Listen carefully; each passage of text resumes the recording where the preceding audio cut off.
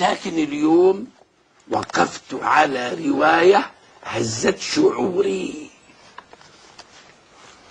ما أدري، وويلاه وويلاه. تقول الرواية في أصول الكافي صفحة 188 الجزء الأول: ومصيبته يا سيدي سلمنا معهم في قراءة، سلمنا جدلا.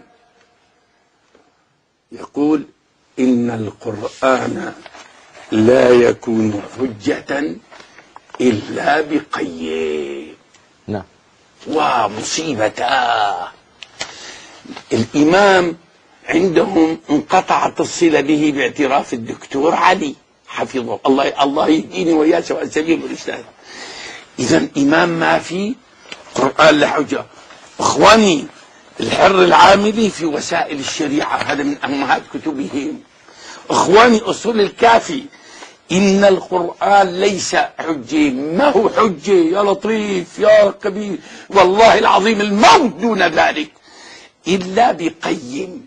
والقيم الآن منقطع الصلة به قبل ظهور الإمام محمد بن إسماعيل الحسن المعارف، قبله أحمد محمد واحد. المهم مصيبة كبيرة. طيب، إذا الآن السؤال أرجي أسأله. فسر بس للسادة المشاهدين شيخنا، يعني إيه بقيم؟ يعني أنت تقصد إيه؟ إلا معصوم يفسره، معصوم، هذا القيم. يعني الناس ما تتجراش عليه، ما تقراهوش، ما تتناولوش أبدا، ما يدرس في الحوزات، ما يجوز لذلك. هم لا يدرسونه ولا يحفظونه أطفالهم ولا. هذه النص في أصول الكافي، ما هو جبنا من جيبنا، ومصيبة.